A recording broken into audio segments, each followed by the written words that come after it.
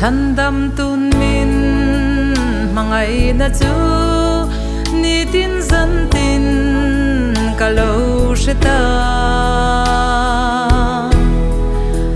Thihna a kathi wangin thole na a ti nun kalo nita Thihna lui ral kalo kaita hovel mi ten an shethiam lo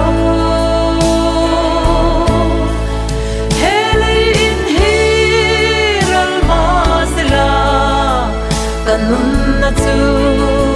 iswa ami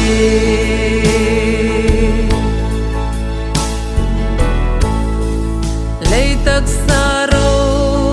puina adang van tak saro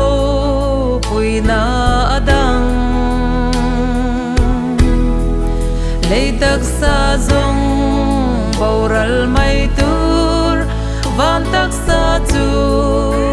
Arau pui zual zelang Thihna lui ral kalau kaita kovel mi ten an shethiam lo Hele in hiral masela kanun na chu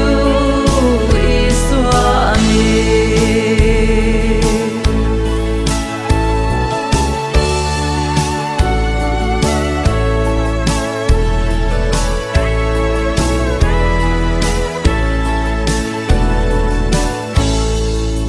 Katha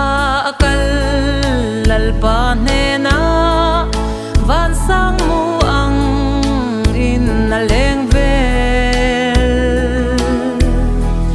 Tuna kachol ta Krista kachwa sandon hele she om ram he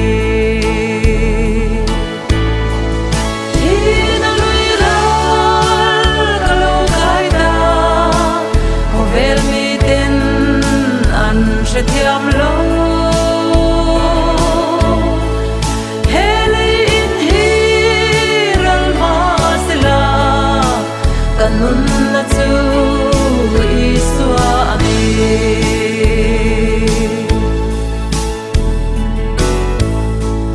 Leitak sa boral tura hian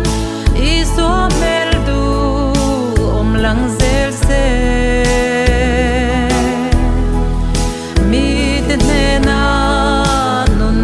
Pe in kahun zong hi kamangral to anga Thihna lui ral kalau kaita kovel mi ten an shethiam lo